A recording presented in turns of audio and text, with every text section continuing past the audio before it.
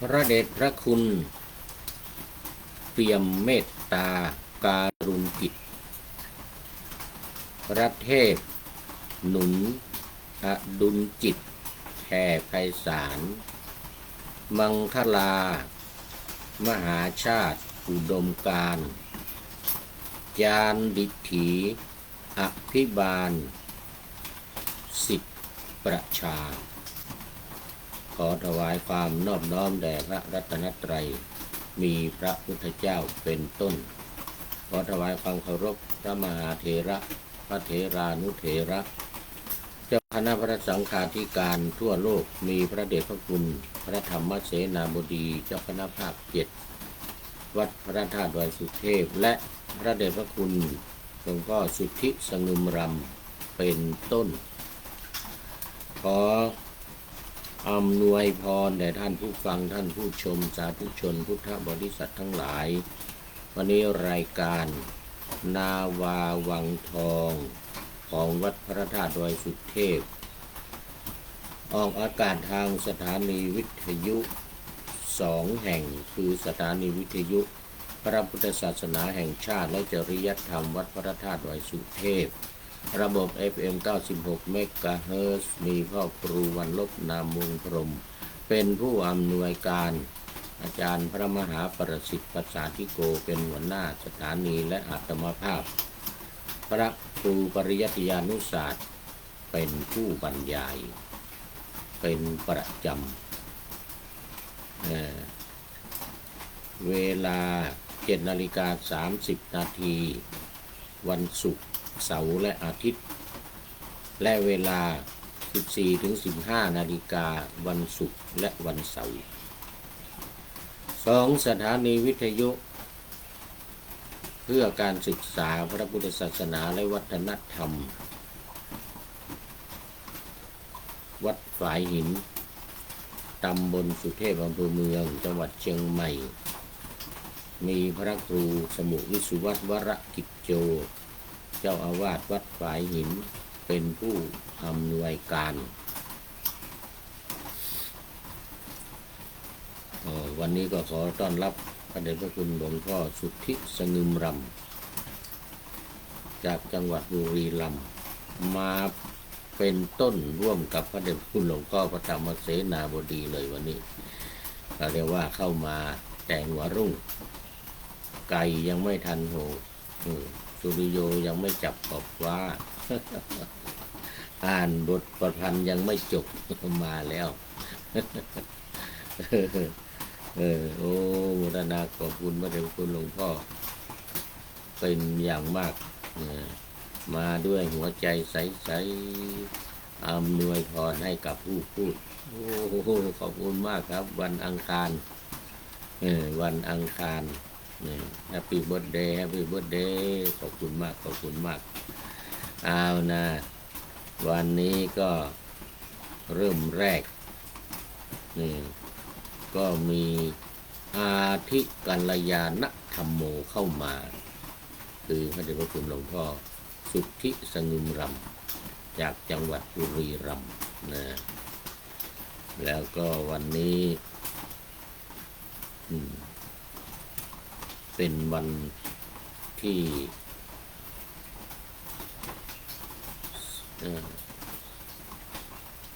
10 กรกฎาคมแล้วก็เป็นวันสุดท้ายเรื่องการทอดผ้าป่าสามัคคีของมหาวิทยาลัยเชียงใหม่ที่โรงพยาบาลสงฆ์มหาราชนครเชียงใหม่โดยคณะแพทยศาสตร์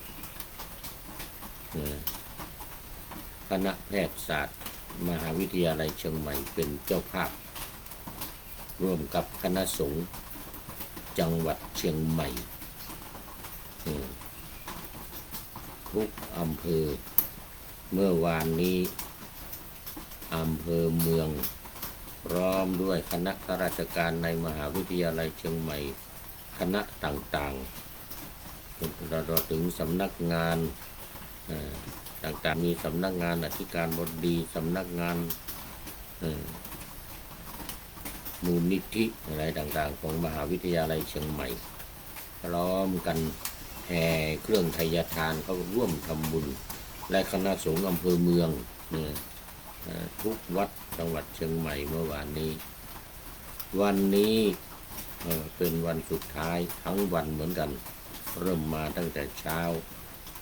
ก็เป็นคณะสงฆ์จังหวัดเชียงใหม่อำเภอรอบนอกนะตั้งแต่เนี่ยอำเภอทางใต้เนี่ยอำเภอสารพีหางดงสันป่าตองจอมทองดอยลอทอดอมก๋อยดอยเต่าขึ้นไปแม่แจ่มสำเมิงเนี่ยสำเมิงขึ้นไปทางเหนือนี่นู่นจากสำเมิงนี่ต้องไปเริ่มจากอำเภอแม่อายมาก่อนนะอำเภอแม่อายอำเภอฝางลงมาเชียงดาวลงมาจังหวัดเวียงแหงนะจากสำเมิงนี่ติดเลยเวียงแหงนี่นะจากเชียงดาวมาจังอำเภอพร้าวลงมาแม่แตงแม่ริมนี่ดอยสันทรายดอยสะเก็ดแม่ออนสันกำแพงหมดครบหมดเลยสารพีว่าหรือยังว่าแล้วนะสารพีสันกำแพงมาสารพีวันนี้แห่ขบวนเครื่องไทยทานแห่ต้นผ้าป่ากันเข้ามา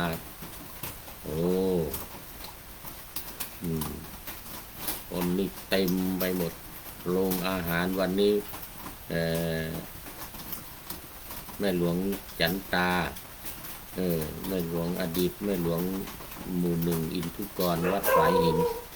พร้อมด้วยคณะทาญาติโยมวัดฝายหินนำโรงทานไปบริการแล้วก็อื่นๆอีกโรงทานเต็มต่อจากตึกสงฆ์ขึ้นไปทางด้านทิศตะวันออกไปจนถึงถนนนั่นเนี่ยโรงทานทั้งนั้นเลย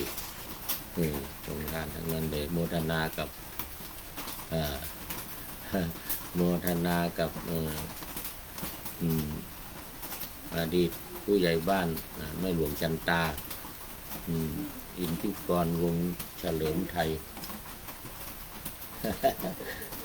จะไปไหนไม่ได้เลยสั้นโอเคมีโยมเป็นแม่ชีเป็นคนน่าจะเป็นคนจีนมาจะไปปฏิบัติธรรมที่ศูนย์พุทธศาสนานานาชาติของวัดพระธาตุดอยสุเทพอยู่ด้านหลังของผู้พูดนี้โมทนาก็ขอโมทนาแล้ววันนี้ประชาสัมพันธ์ก็มากันพร้อมหมดแล้วโมทนากับคณะสงฆ์จังหวัดเชียงใหม่มหาวิทยาลัยเชียงใหม่ท่านอธิการบดีเมื่อวานนี้อดีตคณะบดีคณะแพทยศาสตร์มาบริการอยู่ในปลัมในเต็นท์ที่ให้พรเนี่ยนะบรรดารองเจ้าคณะจังหวัดมีพระเดชพระคุณหลวงพ่อพระสุวรรณเมธีมานั่งพระเทพ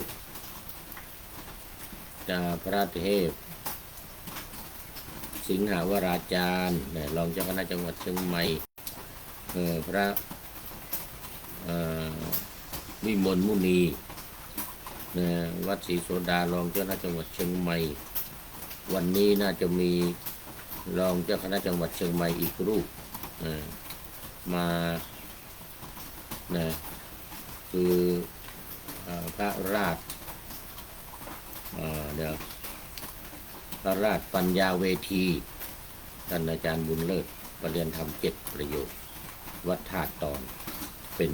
รองเจ้าคณะจังหวัดรูปใหม่กำลังได้รับการแต่งตั้งเมื่อไม่นานมานี้วันนี้ก็ น่าจะได้มีการเจริญพระพุทธมนต์ด้วยในในตอนเช้าวันนี้ก็โมทนาขอบคุณกับทุกท่านที่มีส่วนร่วมนะในจังหวัดเชียงใหม่คณะสงฆ์จังหวัดเชียงใหม่ทุกอำเภอคณะสงฆ์จังหวัดเชียงใหม่ทุกอำเภอแล้วก็ศรัทธาญาติโยมทุกหมู่บ้านเรียกว่าอย่างนั้นเลยทุกหมู่บ้าน ร่วมใจกันโรงพยาบาลสงฆ์ของเรามีค่าใช้จ่ายมากเนี่ยประมาณปีหนึ่งเนี่ยประมาณ40 ล้าน40 ล้านบาทแต่ว่าเราทอดผ้าป่ากันนี่ได้ประมาณ15 ล้านก็ยังไม่ครึ่งของค่าใช้จ่ายในโรงพยาบาลสงฆ์มหาราชนครเชียงใหม่เพราะว่าพระสงฆ์นี่มาจากทั่วประเทศเลยทีเดียวมาทำงานดูแลมาทำงานรักษาอยู่ที่นี่โดยเฉพาะคณะสงฆ์ในภาคเหนือทุกจังหวัดมาที่นี่หมดเลยดังนั้นก็เป็นที่บริการให้กับคณะสงฆ์พระเถรานุเถระอาพาธทั้งหลาย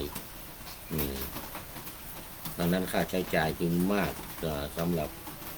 โรงพยาบาลสงฆ์เฉพาะโรงพยาบาลสงฆ์เรานี่นะ40 ล้านต่อปีนี่นะแล้วก็นอกจากเรารับผ้าป่านี้แล้วนี่ก็ตลอดปีก็รับบริจาคผู้ที่มามีจิตศรัทธามาร่วมจึงเป็นค่าใช้จ่ายตอนนี้ขอต้อนรับท่านพระครูธรรมธรสุริยันสันตกิตโต FC ตัวจริงจากวัดพระธาตุดอยสุเทพสาธุครับผมกราบนมัสการครับพระอาจารย์นะสาธุอันนี้จะมีประชาสัมพันธ์อะไรอีกเนาะนี่นะตอนเช้านี้ก็ไปเอาข้อมูลเกี่ยวกับผู้ตายที่จะไปเทศในค่ำคืนวันนี้ โมทนาขอบคุณเป็นอย่างยิ่งแล้วก็ถือโอกาสประชาสัมพันธ์ในเรื่องของงานขาวดำศพของคุณวัชรินทร์ละจิตลอยก็เป็นคนงานอดีตก็เป็นคนงานของวัดพระธาตุดอยสุเทพเรานี่แหละพระเดชพระคุณหลวงพ่อจึงเป็นเจ้าภาพใหญ่เป็นเจ้าภาพหลักในการบำเพ็ญกุศลทักษิณานุปทานทางการเทศการสวดอะไรต่างๆการทำบุญจนถึงวันที่13ตั้งศพไว้ที่ศาลาอเนกประสงค์วัดพระธาตุดอยสุเทพในหมู่บ้านเชิงดอยสุเทพเรานี่แหละติดดอยบนดอยสุเทพเรานี่แหละเดี๋ยวว่าเชิงดอยเดี๋ยวจะกลายเป็นวัดศรีโสดาไปข้างล่างนู่นอันนี้ก็ขอประชาสัมพันธ์ให้ทุกท่านได้รับทราบเราจะชาปนกิจจบในวันที่13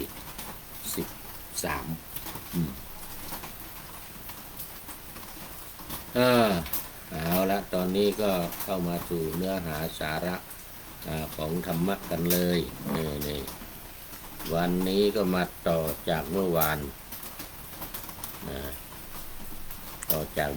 กันเลยเมื่อวานนี้เราพูดถึงเรื่องของเปรตพรานเนื้อเรื่องที่1ท่านพระครูธรรมธรบอกว่าหัวข้อเรื่องที่จะเทศในค่ำคืนวันนี้เรื่องพลเมืองดีนะครับสาธุครับผม พลเมืองดีเนื่องจากว่าลูกศิษย์วัดพระธาตุดอยสุเทพเรานี่นะตอนนี้ซึ่งไปทำงานอยู่ที่ปั๊มน้ำมันที่ประตูโขงจังหวัดลำพูนเนี่ยนะทางซุปเปอร์ที่เราจะไปนิคมเนี่ยนิคมอุตสาหกรรมจังหวัดลำพูนเนี่ยมีปั๊มน้ำมันอยู่เขาเรียกว่า วัดมีวัดอยู่วัดหนึ่งกับวัดประตูโขงของจังหวัดลำพูนอำเภอเมืองจังหวัดลำพูนนี่ก็มีที่ว่าพลเมืองดีนี่ก็ว่ามีรถฉลบรถของที่ผ่านมาหน้าปั๊มล้มลงไปบนถนนก็วัชรินทร์และจิตพลอยนี่ก็เป็นคนที่เป็นพลเมืองดีไปช่วยไปช่วยลากรถไปช่วยผู้บาดเจ็บจากอันตรายรถฉลบนี่นะรถมอเตอร์ไซค์นี่แหละก็เลยถูกรถชนจนตัวเองเสียชีวิตอันนี้เรียกว่าช่วยเหลือคนอื่นแบบไม่คิดชีวิตของตัวเองเลยเป็นพลเมืองดีมากยอมแม้กระทั่งว่าตัวเองตายนี่ก็ไม่เสียดายชีวิตเป็นผู้ที่เป็นพลเมืองดีหาได้ยากคนหนึ่งก็ตั้งสวดบำเพ็ญกุศลอีก3 วันวันนี้พรุ่งนี้มะรืนนี้แล้วก็วันที่13ก็จะทำการชาปนกิจศพขอประกาศเชิญชวนญาติสนิทมิตรสหายและญาติโยมวัดพระธาตุดอยสุเทพตลอดถึงผู้รู้จักมักคุ้นกราบพระเดชพระคุณหลวงพ่อพระธรรมเสนาบดีเจ้าภาพหลักทุกท่านได้มาร่วมกันมาเป็นกุศลตามวันและเวลาดังกล่าวทุกคืนแล้วกลางวันวันที่13ที่สุสานดอยสุเทพเรานี่ข้างล่างนี่เอาละพอสมควรพระครูธรรมธรทั้งพระเดชพระคุณหลวงพ่อสุทธิสงึมรำก็เป็นอาทิกัลยาณธรรมโมขอบคุณมากครับผมผู้มีธรรมอันงามในเบื้องต้นได้แก่ศีลครับเป็นผู้ที่มีศีลเดี๋ยวอีกสัก10 นาทีใครเข้ามาก็จะเป็นมัชเชกัลยาณังมัชเชกัลยาณังเป็นผู้มีความงามในท่ามกลางได้แก่สมาธิแล้วก็ถ้าใครมาในใกล้ๆจะหมดเวลาเนี่ยนะเป็นปริโยสานะกัลยาณังเป็นผู้มีความงามในที่สุดได้แก่ปัญญารายการของเรานี่ทุกรายการ 3-4 รายการนี้เราเน้นศีลสมาธิปัญญาซึ่งเราเรียกกันว่าไตรสิกขาจะนำพาไปสู่พระนิพพานในที่สุดนะเป้าหมายสูงสุดคือพระนิพพานนั่นก็โมทนากับทุกท่านที่คอมเมนต์กันเข้ามาและที่รับฟังทางเฟซทางไลน์ YouTube แล้วก็ทางวิทยุด้วยทุกคนทุกท่านสำหรับวันนี้นาวาวังทองซึ่งเป็นรายการสืบเนื่องมาจากโครงการปูทางสู่การตื่นรู้เนี่ยเห็นไหมรายการนี้เป้าหมายสูงสุดคือการตื่นรู้เป็นพระอรหันต์เป็นพระพุทธเจ้าเป็นพระปัจเจกพุทธเจ้านั่นแหละเป้าหมายสูงสุดของรายการซึ่งเนื่องมาจากโครงการปูทางสู่การตื่นรู้ธรรมนาวาวังของสำนักพระราชวังซึ่งก็สืบเนื่องมาจากสำนักศึกษาธรรมดอยธรรมนาวาอำเภอเมืองจังหวัดเชียงรายโดยพระเดชพระคุณหลวงพ่อพระเทพญาณวชิระชิโนภาสวินี่นะหรือท่านเจ้าคุณอาจารย์ต้น ทวีวัฒน์จารุวรรณโนได้ทำการวิจัยมา20 ปีทดลองผิดลองถูกจากสำนักต่างๆทฤษฎีต่างๆมาลงตัวเมื่อปี 2567 และนำออกเผยแพร่โดยพระบาทสมเด็จพระเจ้าอยู่หัวพระวชิรเกล้าเจ้าอยู่หัวรัชกาลปัจจุบันก็ได้ทรงนำมาเป็นโครงการในสำนักพระราชวังนี่แหละแล้วก็โดยมีท่านเจ้าคุณพระสินีนาถพิราชกัลยาณีเป็นองค์นำธรรมนาวาวังนี้อย่างเป็นทางการเขาเรียกว่าธรรมนาวาวังเรือหลวงแห่งธรรมไปทั่วโลกไปทุกที่ทุกทางต้นปีนี้ก็ไปประเทศอินเดียปีที่แล้วไปประเทศเยอรมันทรงนำโดยเจ้าคุณพระสินีนาถพิราชกัลยาณีในนามธรรมนาวาวังเรือหลวงแห่งธรรมสำหรับโครงการปูทางสู่การตื่นรู้ธรรมนาวาวังนี้ก็มี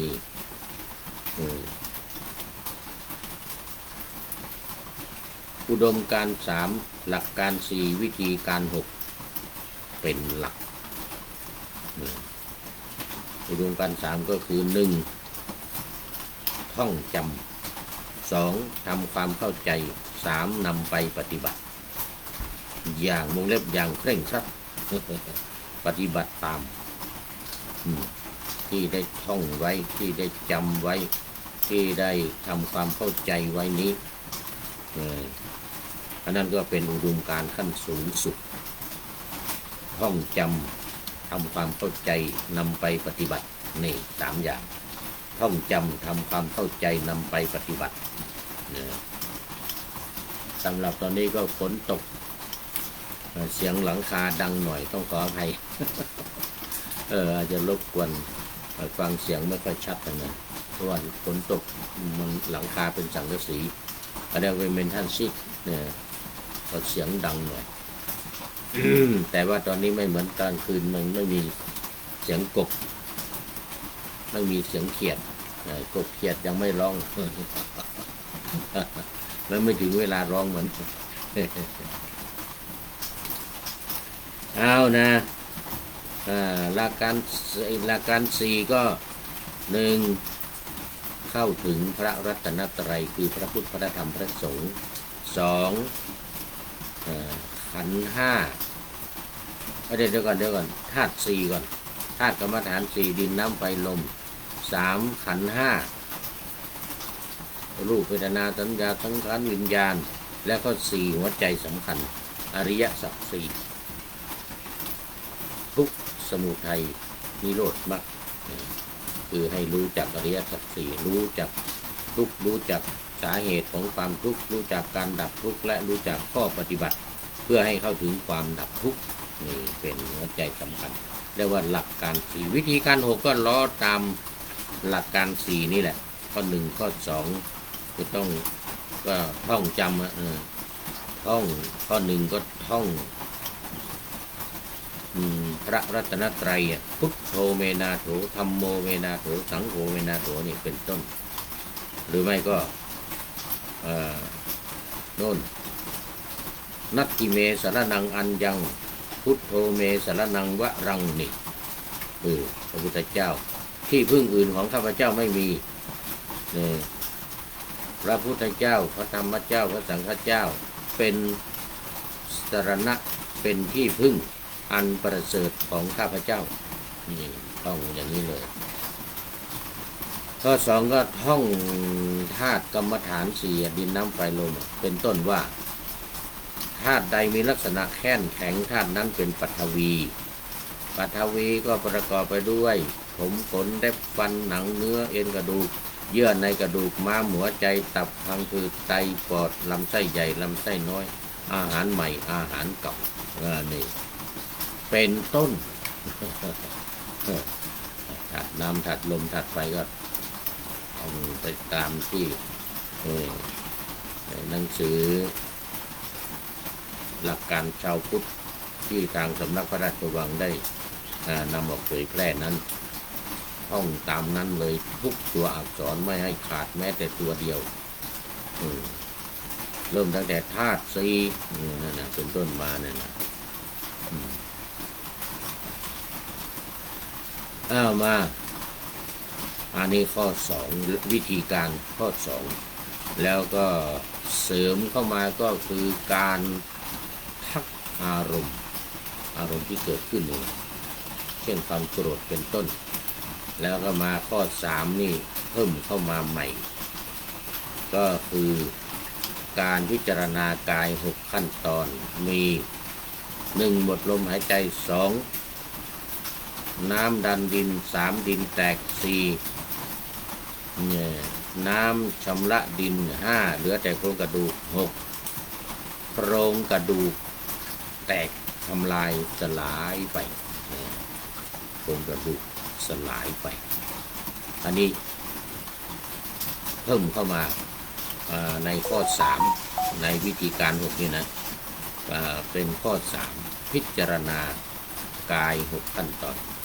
เลื่อนข้อ3ของหลักการน่ะธาตุเดี๋ยวขันธ์5เนี่ยไปเป็นข้อ4หรือท่องใหญ่เลยท่องขันธ์5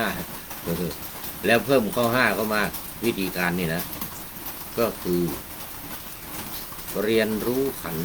5โดยละเอียดให้เข้าใจรู้การเกิดการดับของขันธ์5พิจารณา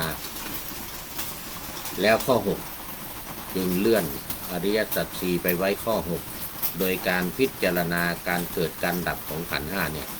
ลงในอริยสัจ4ลงในอริยสัจ4นี่เป็นวิธีการ6เพราะฉะนั้นก็อุดมการ3หลักการ4วิธีการ6รายการของเรานี่จะทบทวนทุกครั้งยกเว้นตอนเช้าเพราะว่ามีเวลาน้อยจะไม่ทบทวนมากมีเวลาแค่25นาทีหรือไม่เกิน30นาทีเนี่ยนะแต่ถ้าบ่ายนี่สบาย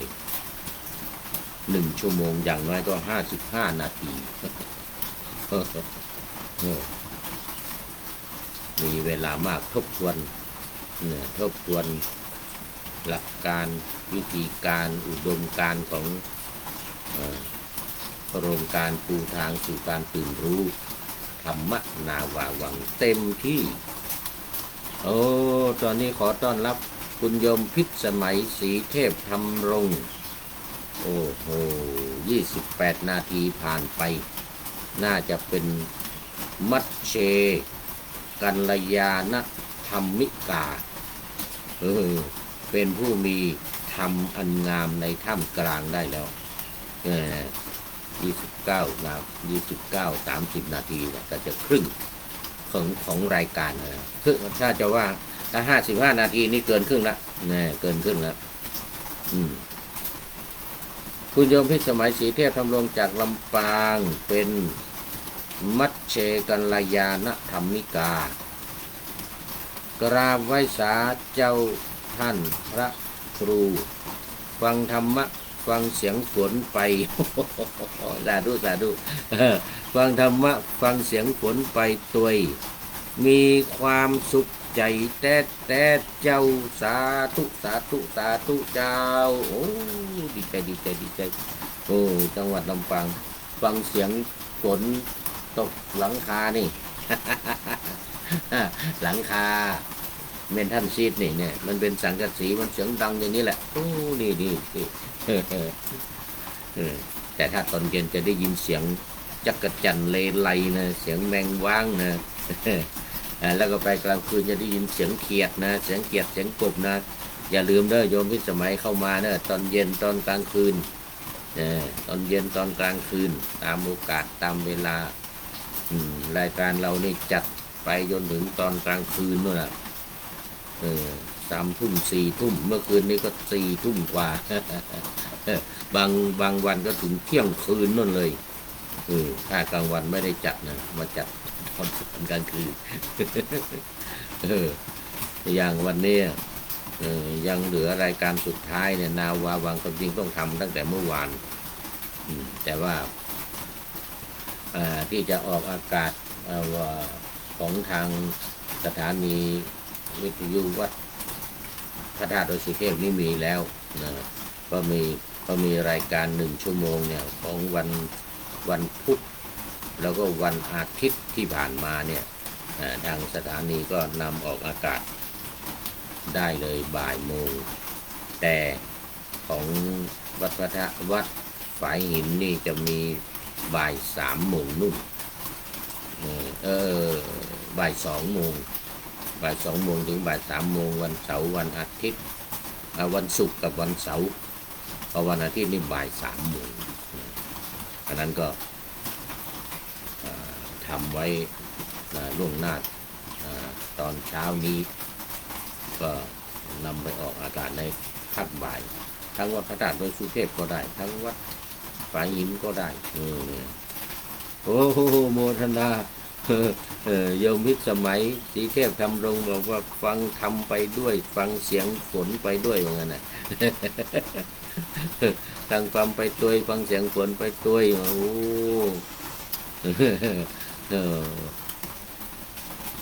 ชุ่มใจอย่างนี้นะฝนตกยังไง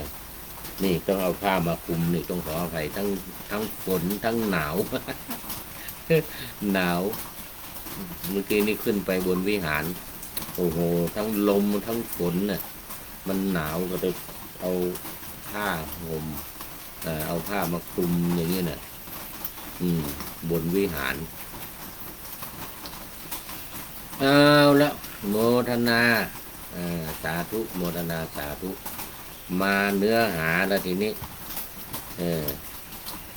เมื่อเนื้อหาเป็นข้อเขาเรียกว่าเป็นข้อปลีกย่อยนะหรือว่าเป็นเรื่องสำคัญในเรื่องของการเราเรียกว่าเดี๋ยวเราเรียกว่าการทำบุญอุทิศส่วนกุศลไปให้ผู้ตายและก็ผู้ตายผู้ละจากโลกนี้ไปเนี่ยต้องทำบุญทำกุศลเป็นเสบียงทางไว้นะถ้าไม่มีบุญกุศลไม่ได้ทำไว้เวลาตายไปก็จะไปตกทุกข์ยากลำบากในสัมปรายภพเช่นไปเกิดเป็นเปรตเป็นอสุรกายเป็นสัตว์นรกอยู่ในนรก8 ขุมนุ่นมีเวตาลนีนรกอเวจีนรกทั้งหลายนี่นะตามกรรมที่ทำไว้ก็ยิ่งทำความผิดทางด้านศีล 5ข้อที่ 3นี่นะก็จะไปตกโลลุวะนรกอยู่ในกระทะทองแดง แล้วไม่พอนะก่อนจะลงกระทะทองแดงต้องปีนต้นงิ้วนะปีนต้นงิ้วหนามงิ้วเนี่ยเหมือนกระดาบเนี่ยนะยาว16 เซนหรือยังไงเนี่ยนะหนามงิ้วยาว16 นิ้วมั้งโอ้ทั้งบาดทั้งเสียบต้องปีนขึ้นต้นงิ้ว หมู่ทำความผิดศีลข้อที่ 3กาเมสุมิจฉาจารเนี่ยทำผิดมีเป็นชู้กับสามีหรือภรรยาของคนอื่นนี่นะไปมีเพศสัมพันธ์กับสามีหรือภรรยาของคนอื่นนี่นะต้องไปปีนต้นงิ้วนะแล้วก็ลงโลลุวะนรกอย่างนี้ ระทะทองแดงมีน้ำร้อนเป็นอาหารเป็นน้ำดื่มน้ำในกระทะทองแดงโอ้ขนาดหนักเมื่อวานนี้พูดถึงเปรตพรานเนื้อไปแล้วแต่ว่าวันนี้เป็นทุติยมิคลุทธกะเปรตวัตถุเรื่องเปรตพรานเนื้อเรื่องที่สองมีเรื่องที่หนึ่งเรื่องที่สอง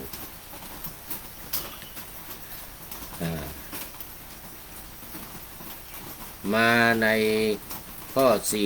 488พระสุตตันตปิฎกเล่มที่26เล่มที่26นี่ก็พูดถึงเรื่องของวิมานวัตถุเปตวัตถุ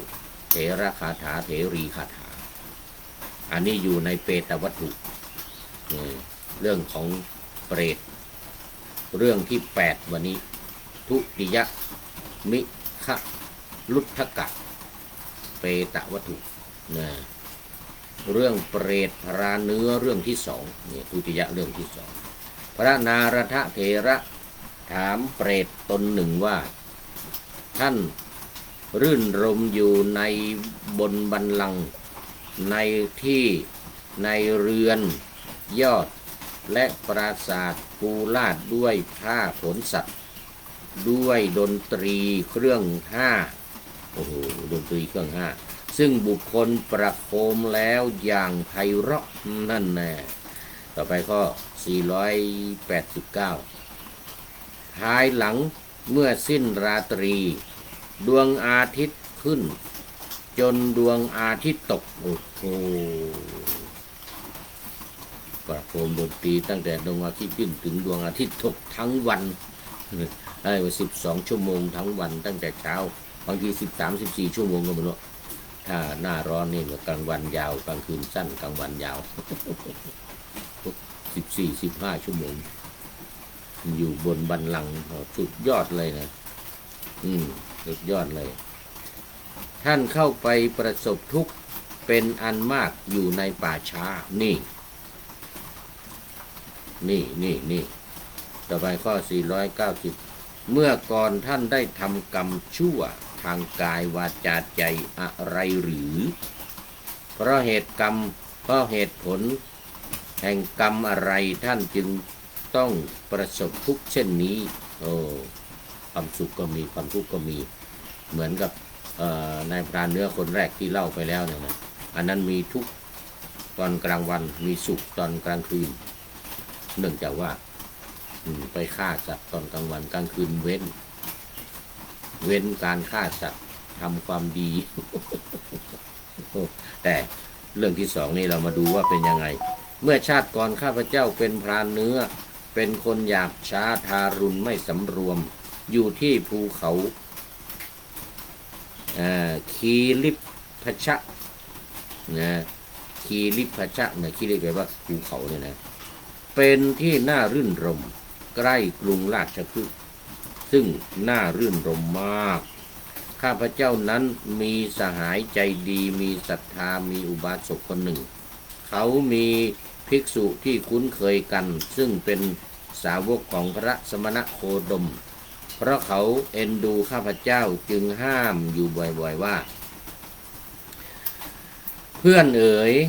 อย่าได้ทำชั่วเลยอย่าได้ดำเนินทางผิดเลยถ้าสหายปรารถนาความสุขเมื่อตายไปจงงดเว้นจากการฆ่าสัตว์ซึ่งเป็นการไม่สำรวมเสียเถิดข้าพเจ้าฟังคำของเขาผู้หวังดีมีความเอ็นดูด้วยประโยชน์เกื้อกูลแต่ไม่ได้ทำตามคำสั่งสอนของเขาทั้งสิ้น ได้แต่ฟังแต่ไม่ทำตามนี่เรื่องของเรื่องมันเนี่ย เพราะเป็นคนไม่มีปัญญายินดีในบาปมาช้านานเขามีปัญญากว้างขวางดุจแผ่นดินแนะนำข้าพเจ้าให้ตั้งอยู่ในความสำรวมด้วยความอนุเคราะห์อีกว่าถ้าท่านจะฆ่าสัตว์ในกลางวัน ในเวลากลางคืนก็จงงดเว้นเสียข้าพเจ้านั้นจึงฆ่าสัตว์แต่เฉพาะกลางวันกลางคืนเป็นผู้สำรวมงดเว้นเพราะฉะนั้นกลางคืนข้าพเจ้าจึงได้รับความสุขอยู่ในปราสาทอย่างดีกลางวันประสบทุกถูกสุนัขรุมกัดกินนี่คือกลางคืนได้เสวยที่พระสมบัติด้วยผลแห่งกุศลกรรมนั้นกลางวันฝูงสุนัขดุร้ายพากันวิ่งเข้ามากัดกินข้าพเจ้ารอบด้านชนเหล่าใดมีความเพียรเนืองเอาธุระในพระศาสนาของพระสุคตอย่างมั่นคงข้าพเจ้าเข้าใจว่าชนเหล่านั้นแหละจะได้บรรลุอมตะบทซึ่งปัจจัยอะไรปรุงแต่งไม่ได้อย่างแน่นอนนั่นคือพระนิพพานทุติยะมิขรุทธกะเปตวัตถุนี่ที่8นี้ก็จบนะเป็นเรื่องที่8เป็นทุติยะเป็นเรื่องที่2ใจความเนื้อความอะไรก็เหมือนเดียวกันแต่ก็มีเปรตอีกคนหนึ่งแล้วก็คนผู้ถามนี่เป็นอีกคนหนึ่งวันนี้เป็นพระนารถเถระถามเปรตตนหนึ่งเมื่อวานนี้เป็นพระเดี๋ยวกัน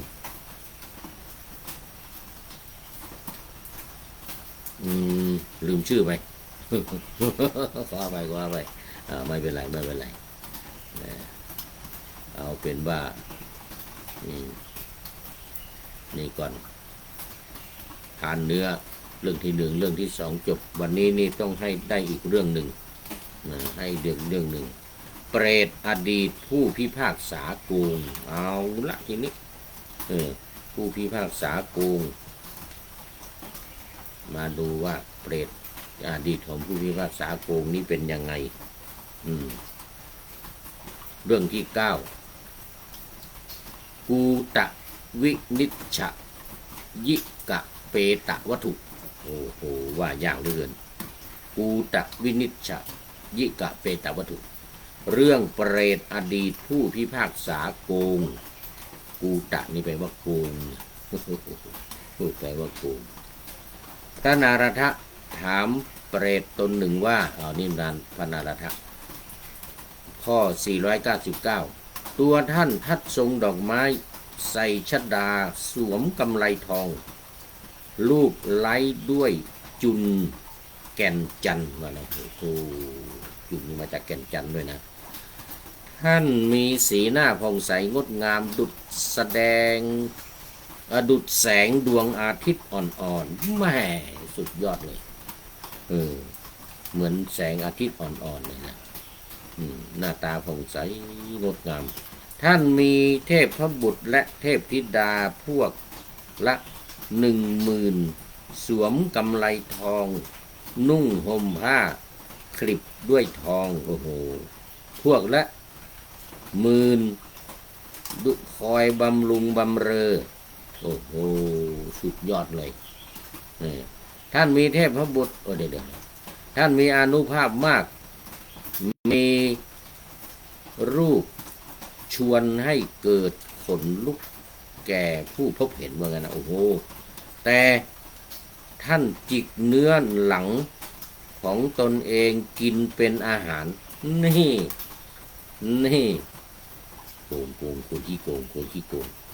จิกเนื้อหลังของตัวเองเนี่ยนะมากินเป็นอาหารเมื่อก่อนท่านได้ทำกรรมชั่วทางกายวาจาใจอะไรหรือเพ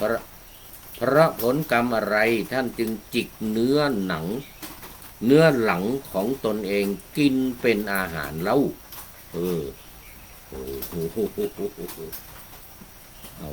เอาเนี่ยจิกเนื้อที่หลังของตัวเองเนี่ยมากินเป็นอาหารเปรตนั้นก็ตอบว่าข้าพเจ้าได้ประพฤติทุจริตด้วยการพูดส่อเสียดพูดเท็จและด้วยการอำพรางหลอกลวง พื่อความฉิบหายแก่ตนเองในมนุษย์โลกนี่โดยอำนาจนะพรางหลอกลวงเพื่อความฉิบหายของตนเองในมนุษย์โลกในมนุษย์โลกนั้นข้าพเจ้าได้ไปยังชุมชนแล้วเมื่อถึงเวลาที่จะพูดความจริงละเหตุผลเสียประพฤติคล้อยตามอธรรมนี่เป็นผู้พิพากษาแล้วก็ไปคล้อยตามอธรรมไม่พูดตามความเป็นจริงนี่เหตุผลเป็นอย่างนี้นะผู้ประพฤติทุจริตมีพูดส่อเสียดเป็นต้นย่อมจิกเนื้อหลังตนเองกินเหมือนข้าพเจ้าจิกเนื้อหลังตนเองกินอยู่ในวันนี้นะข้าแต่พระนารถะทุกที่ข้าพเจ้าได้รับอยู่นี้ท่านได้เห็นเองแล้วเราชนผู้ฉลาดมีความอนุเคราะห์พึงกล่าวสอนว่าท่านอย่าได้พูดส่อเสียดและอย่าได้พูดถึงพูดเท็จขออภัยอย่าได้พูดเท็จอย่าได้กินเนื้อหลังของตนเป็นอาหารเลยกูตะวินิจฉยิกะเปตะวัตถุจบนี่เรื่องของกูตะเปตะวัตถุนี่เราต้องมาดูไอ้นี่นะดูอัตถกถาอัตถกถากูตะวินิจฉยิกะเปตะวัตถุเดี๋ยวต้องดูเวลาก่อน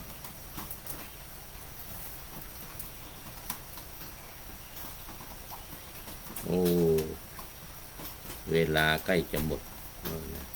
เดี๋ยวเรามาดูอัตถกถาหน่อยบาลีอัตถกถาบาลีอัตถกถาก่อนนี่เดี๋ยวใจเย็นต้องดูอัตถกถาจะอธิบายความและไขความในพระสุตตันตปิฎกเล่มที่26นี้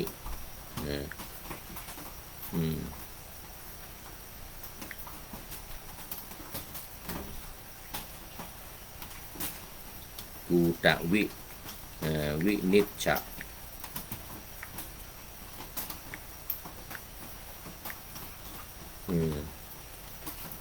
อัตถกถากูตะ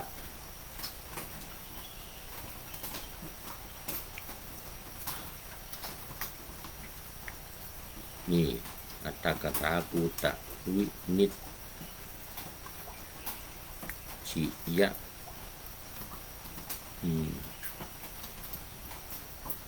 อัตถกถาวินิจฉิยะ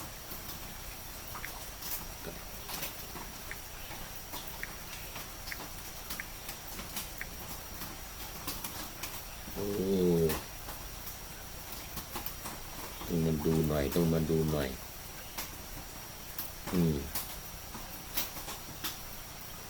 อัตถกถาวินิจฉิยกวัตถุหรือกูตะวินิจฉยิกะเปตวัตถุนี่เป็นเรื่องราวในคัมภีร์เปตวัตถุหมวดทุกขนิบายนิบาต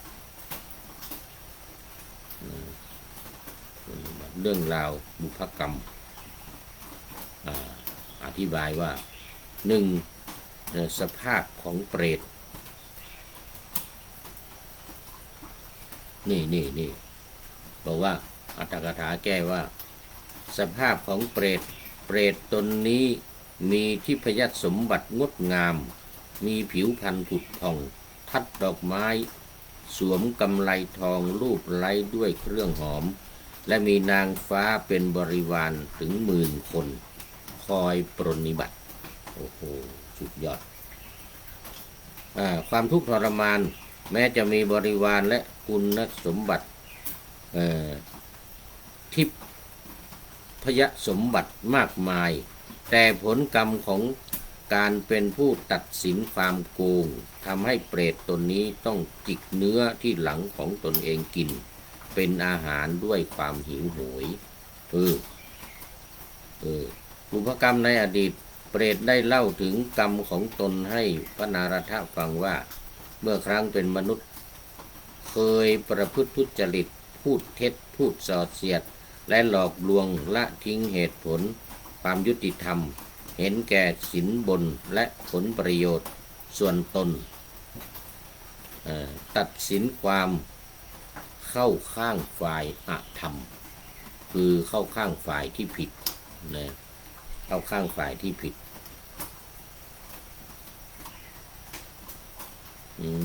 ในพระไตรปิฎกเล่มที่26สรุปเรื่องราวของเปรตประเภท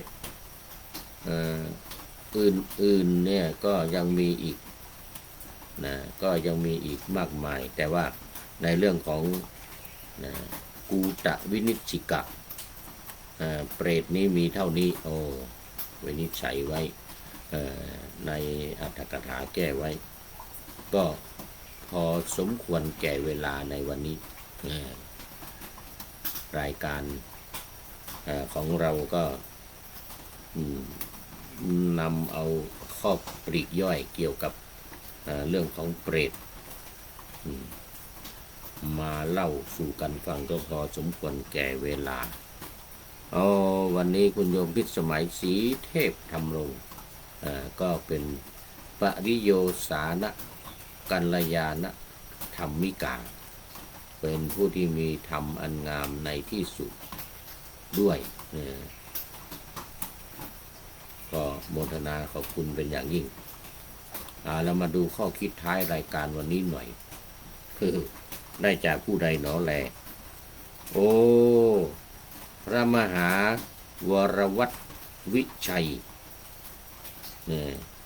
เป็นผู้ร้อยกรองเกี่ยวกับวันนี้เป็นวันเกิดของพระเดชพระคุณหลวงพ่อพระเทพมังคลาจารย์หลวงพ่อเจ้าคณะจังหวัดเชียงใหม่วัดท่าตอนตำบลท่าตอนอำเภอแม่อายจังหวัดเชียงใหม่ตอนนี้พระเดชพระคุณหลวงพ่อก็มาที่โรงพยาบาลสงฆ์มหาราชนครเชียงใหม่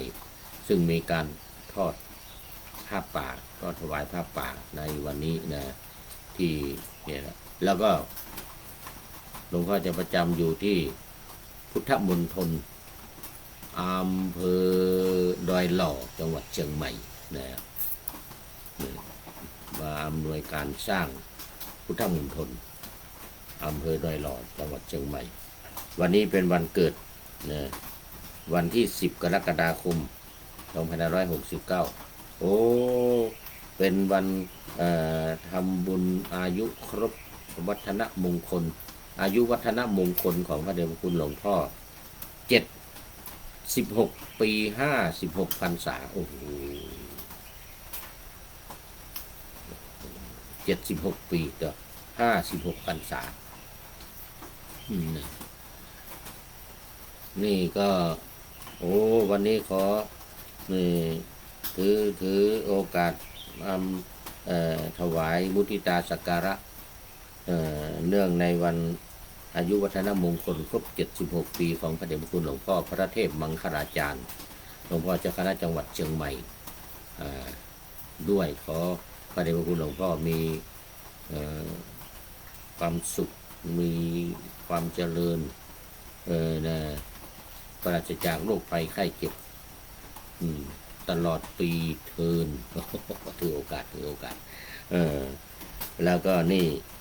ท่านอาจารย์พระมหาวรวัตรวิชัยก็ได้ร้อยกรองเป็นกลอนเขาเรียกว่ามีคำว่าพระเดชพระคุณพระเทพมังคลาจารย์อยู่ข้างหน้านะพระเดชพระคุณ พระเดชพระคุณพระเทพมังคลาจารย์แล้วก็มังคลาแล้วก็จารย์4 บรรทัดนี่นะพระเดชพระคุณพระเทพมังคลาแล้วก็จารย์ดังต่อไปนี้เป็นการอวยพรอำนวยอวยพรถวายพระเดชพระคุณหลวงพ่อเป็นมุทิตาสักการะเรื่องในวันอายุครบอายุวัฒนมงคลครบ76 ปี56 พรรษา ดังต่อไปนี้พระเดชพระคุณเปี่ยมล้นเมตตาการุณกิจพระเทพหนุนอดุลจิตแผ่ไพศาลมังคลามหาชาติอุดมการจารดิถีอภิบาลสิทธิประชาขอบคุณท่านอาจารย์พระมหาวรวัฒน์วิชัยเป็นอย่างยิ่งที่ได้ให้ข้อคิดบทร้อยกรองในวันนี้เป็นข้อคิดในท้ายรายการวันนี้ด้วยขอนำนา